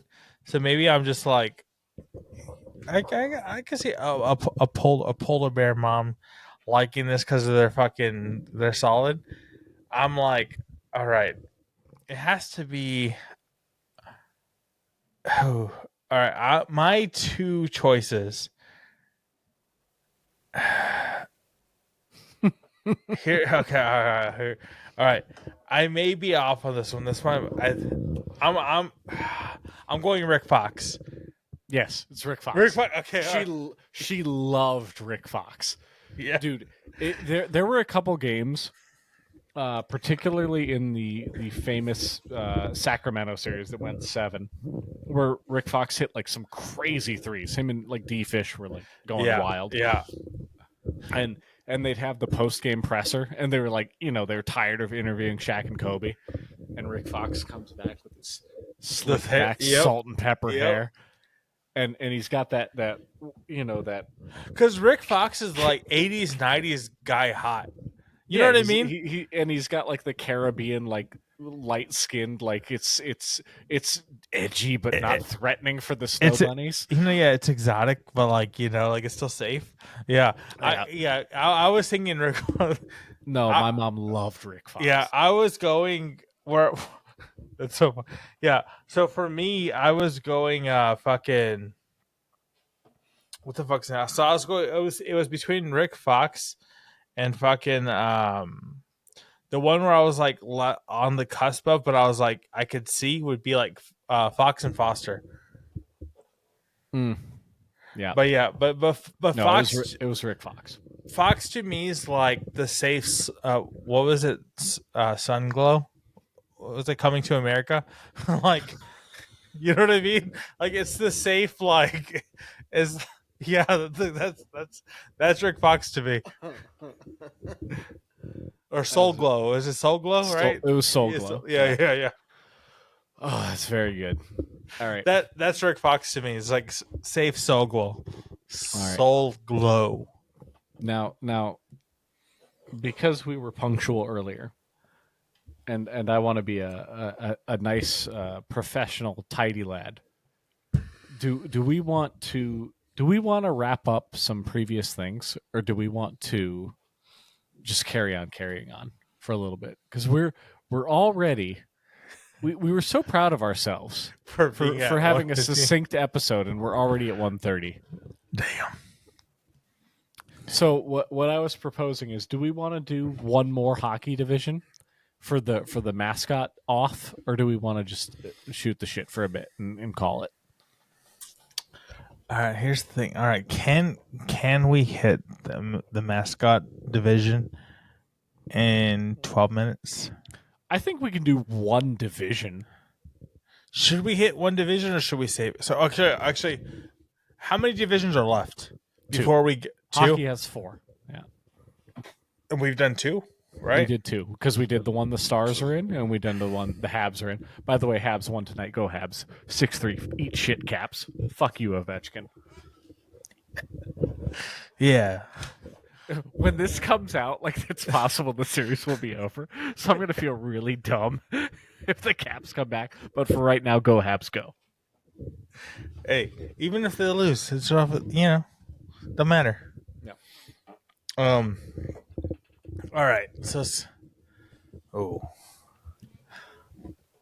do we want another 2-hour episode, or do we want an hour 45-minute episode? That's the question. Let's be responsible. Actually, let's go with this. If you have half or more of your beer left, we're going 2 hours. If you have less than half a beer, we're going 45. That's the. Less than half. Oh, all We're right. So we're going wrapping it. 45. All right. So We're we're wrapping wrapping it it. up. We're wrapping it up. All right. We'll do the NHL mascot for next episode. Next time we will do NHL mascots. We will watch White Men Can't Jump. I will find out Yeah. what a bunny goddess is. No, Rudy no, will no. find out what Michael Jackson screaming No, is, no, no, and no, a no. nun screaming is. All those, no, straight up, all those. I'm gonna need links to the ones you've seen, because what we're gonna do is for beer one of next episode, we're live. We're live reacting to them. We're gonna live react to the ones you haven't seen. I'm gonna live react to the ones I haven't seen, and we're gonna sync up to our old teenage bear stuff. And people for what the After Dark show, we're gonna watch One Guy One Jar live. No, I'm kidding. No, We're no, not. No, we're absolutely no. not. We're absolutely not. What we All are right. watching is Two BME kids. Pain Olympics. Oh, Pain Lump is rough. That was really bad. Were you about to say Two Girls, One Cup? Not Two Girls, One Cup, because everybody knows that. Did you ever watch Two Kids in a Sandbox? No, and I don't want to watch anything with kids. It doesn't have kids. Oh, okay. Oh my god, you've never seen Two Kids in a Sandbox? I don't think so. Oh, so the Tiger's seen it. What is? Just give me a brief. If it's not kids, maybe I have. Okay, so Two Kids in a Sandbox is all right. Listeners, if you had a weak stomach, turn it Mute. off. Mute. Yeah, don't turn it off. We need the minutes. We're lowly. We're lowly bears. We take what we can get. So just mute. So Two Kids in a Sandbox. So here's the thing. All right, I will tell you, and then I'll tell you what it is, and then I'll say what I did with it after. So, Two Kids in a Sandbox is a full-grown man and a full-grown woman. You don't got to worry about nothing. Okay, that's good. Two Girls in a Sandbox is it's a pornography. It's a sexual act like Two Girls in One Cup is, but it's a guy and it's a girl. If I remember right, they're both blonde. Anyways, you have a guy in full nude laying back, tallywhacker out, right? And you have a girl midsection, or against his midsection, holding the willy, right? And in her other hand, she's firmly grasping a small banana-shaped object, right? And she just, it ain't no chopstick. She holding a banana-shaped object, and she just, Oh no, like sounding like it's going in there. it's not sounding, it's going in there. Oh, And so you see urethra breaching. You ever saw a well give? You see a well give birth? This is what it is, but it's not a well. It's a wiener, and it's not a baby well. It's a banana shaped object. Oh no. And I'm talking about like No. it starts. I don't. No, I don't. Here. I don't need to know. Stop. I don't want to know. So, dude, I don't want to know. it starts small, goes big, and you see the front go big, and you're like, how the fuck does that go in there? That's the last thing I'm gonna say about it is the guy sounds like he's having the time of his life with it, and he's fucking in euphoria. And it is one of the hardest things to watch in your entire life when you don't. Was it stainless steel? The Tiger has informed me it was stainless steel. Maybe it's stainless steel. I just remember the shape, so I believe her that it was stainless steel. So think of a stainless steel banana shaped boomerang object. Just fucking yeah. No, It's just yeah. No, I don't want. It's rough. Any part of this. It's rough, and he's like, and the guy's like, yeah, keep going, do it again. It's fucking rough to watch, and it's short. Now, old Grizz is a fucking diabolical menace. And so my house, when I was growing up in bands and stuff, was just me and my dad. And my dad's a fucking menace too. worse than I am by any shape or form, anything. So what I would do when we would have like we'd play shows and whatever, and we'd have an after party at my house with me and my dad, and it'd be people just drinking whatever. What I would do is on the TV without them knowing, I would connect my laptop to the TV, straight middle of the party, whatever. Everybody drinking, everybody whatever, and I would put on I would put on Two Kids in a Sandbox, and I would just play it on the screen and walk out of the room because I can't see it again. You're a menace, man.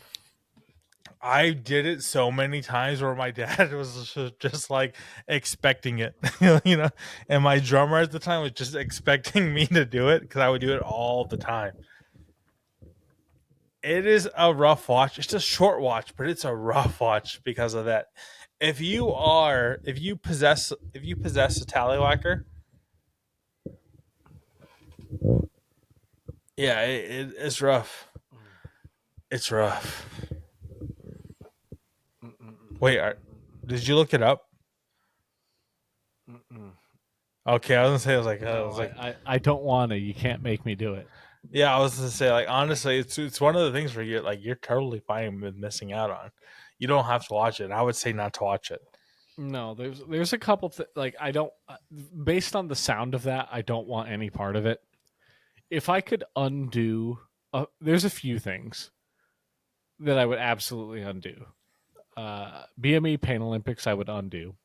I don't want to. I'm sad. That was not. I did not grow as a human from that. There's no benefit. Yep. That's fair. One guy, one jar. That was bad. Huge. Did you know he drove himself to the? Apparently, he drove himself to the hospital. Can you imagine that conversation in the ER if that is true? Can you imagine, like, just being like, "Oh yeah, I just, I rammed a mason jar up my ass and it exploded because sphincters are tight muscles." Like what? The craziest thing to me, and I remember it vivid. I can close my eyes now talking about it, and I can see it. Was when it did crack and it popped, and he reaches down, and he like pulls out the big shard of glass. Shard. He pulls out the shard, and all the blood starts pouring down. That shit scar. I saw that when I was like 16 or some shit, 15, 16. And I still remember it vividly. We're talking about decades later, and I still remember it vividly. I don't have to watch it again. I fucking remember it. Okay. All right. This is slightly related based on the genre of film we're discussing. If I'm going to say a line of dialogue from something, and if you know, you know. So I hope someone will get a chuckle out of this. If I say, "Freak that bitch out, Dantone," does that mean anything to you? No, Good. That means nothing. I'm happy for you. But for someone, for perhaps our listener from Kazakhstan, or the other one from what was the weird one in Europe? We had another one. Not weird. Sorry, European country. An unexpected listener from Europe. What was the other one that we were shocked by? Algeria? That's not Europe, but okay. That's equally shocking. Yeah. Okay, yes. Perhaps our Algerian listener knows what I'm talking about. Hold on. What did you say? Freak that bitch out, Dantone. Yeah, I don't think I know that. So it was probably the original. What do they call it? Blacked? Is it blacked? I don't know. Where the gentlemen involved are typically of African American descent, and the lady is white. So this particular movie film had a just petite blonde lady and a series of African American lads, and one of them, I don't know how to. He freaked that bitch out, and his name was Dantone. He jackhammered. Isn't that what the Heartbreak Kid calls him? Maybe. All I know is he used part of himself to penetrate one part, and another part of himself to penetrate another part, and it was hilarious. Well, I'm actually actively watching it now, and I think I think this I think that's what you call a pile a power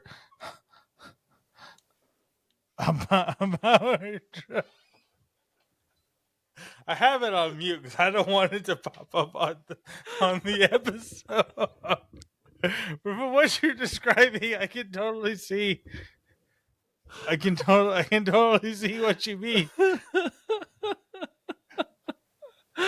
Oh man, what a time to be alive! Yeah. But all right. You There know, you go. There you go. Credits. No. What's your what's what's your rating of your most recent one? I'm gonna finish this so I can rate it.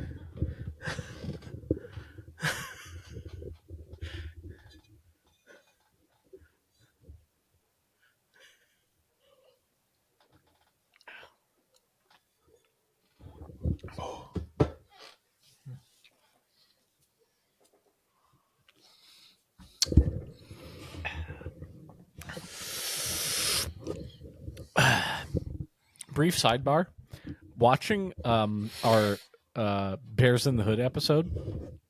oh, My reaction to whiskey is so funny. If it's the first thing I've had, like I was like, it was like I drank poison. yeah. I thought you had shitty ass like by your reaction. That's why I asked what you had because I thought you had shit. No, I'm just really bad with whiskey when it's like the first thing I've had. Because it's what's the whole thing? It's liquor before beer. You're in the clear. No, wait. Beer after liquor, never been sicker. Oh, shit, Whatever I the think rhyme is. I don't know what it I is. thought I had it after. I was like, oh yeah, beer before my. Hold on, liquor before beer. You're in the clear. Beer before liquor, you're getting sicker. Is it the other way around? I don't know. Because for me, Is I it feel like it's the other way around. I feel like I need beer to warm up to liquor. interesting? Or no, maybe it's the other way around because the presumption is you're having the higher proof thing, you get your buzz, and then you're like a little more conscious of the lower proof thing. Yeah, so Probably that. Yeah, because I'd imagine because also beer's more filling. You know what I mean? Bless you. You're welcome, Internet. That's some good ASMR right there. There's a short, just an aggressive sneeze.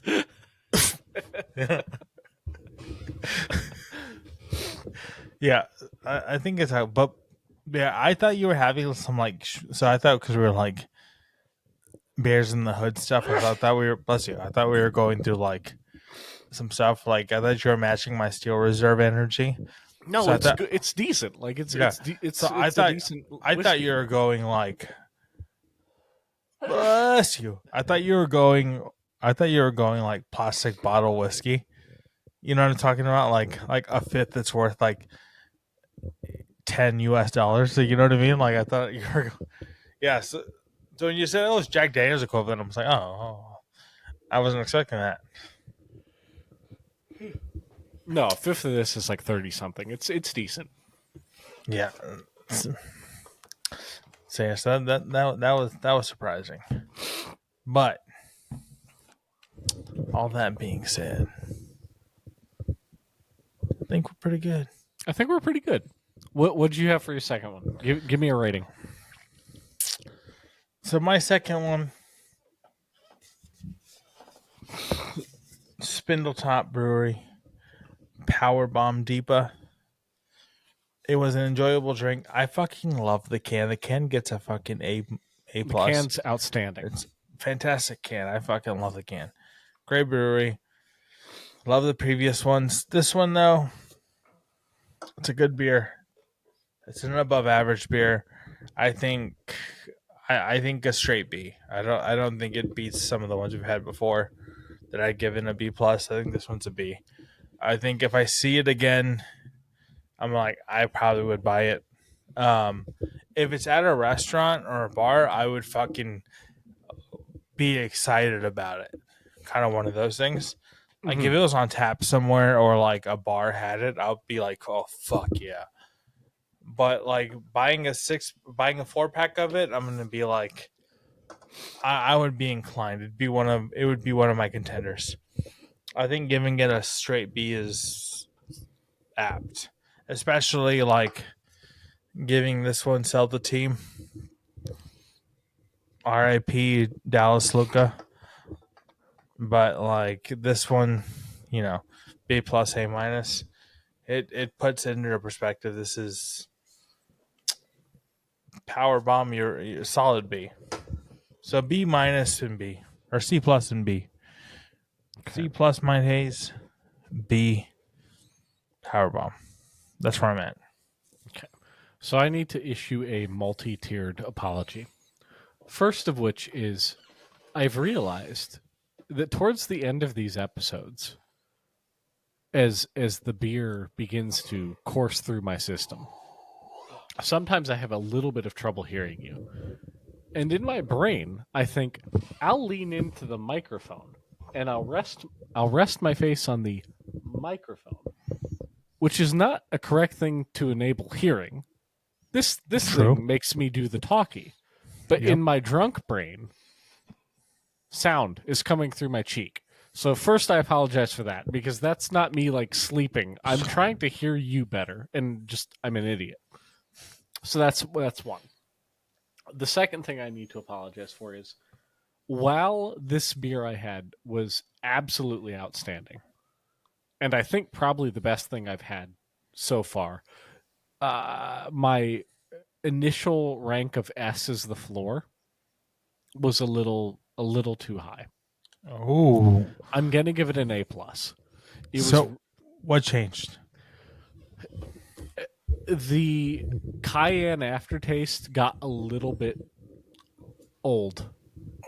So old as in like it was like it lost the novelty, The novelty, or became overbearing. I think those are two different things. Was it that it lost the novelty? It was like having a spice in the beer is like, okay, this is exciting, or was it that the cayenne taste of spice became overbearing, so it started interfering with the enjoyment? It became a little bit just like the smidgenest of smidgens overbearing. So because I was letting the aftertaste linger, and because it was the first few sips, it was so interesting to have like spice be the aftertaste. I was kind of excited by it, but by the end of it, I was like, cayenne is like, I mean, cayenne's cayenne. Like it's not something that you want on your tongue for 45 minutes. Like it's So yeah, I got a little bit overbearing, but it's still fantastic. I do think that is probably the best thing I've had on a recorded episode. But I'm gonna bring it back to an A plus because unlike the ones that you've seen me have in the past that were S tier, I don't think I'd freak out if I saw it again. Like the ones I have, like that random, like what was it, like an 18.5% from Holland or something, Yeah. with the Santa Claus on it. Like I would freak out if I saw that. I would buy whatever they had in this. I'd buy them all if I saw that again. Yeah. This I'd be happy. I'd be like, oh sweet, I'll get that again. It's a great little treat. Yeah, that's how I feel about the what was my S tier? Mahi did it. That was the Mahi S tier. did it. Yeah. Yeah, 1000%. That's the S tier. And then I think so I had two since we've done this, because again, we always talked about doing the podcast. We just started a year late. But the two S tiers we came across for me that if I find again, we're gonna do it for the podcast would be Mahi did it, and I think it was the news team assemble, which was funny enough, which goes with this is the Anchorman one. Full circle. Yeah. But yeah. But so you end up A plus. So what are you at? A B and an A plus? Or what was your first one? B minus. B minus, A plus. First one, A plus. B minus, A plus. So I think you came out on top, because I think for me I'm a C plus, and a B. So everyone had a good time. I just had a better time. Yeah, actually, the C plus and B plus. So put that for your C plus, B plus, Double plus. Yeah, not bad. C plus and B plus. It was good. It was fun. How are we gonna close this out? That was a good stretch. How are we gonna close this out?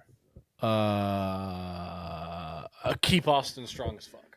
Keep Boston strong as fuck. And also, I thought that y'all liked us for who we are, but it turns out it was a taste of betrayal. You fucking whore.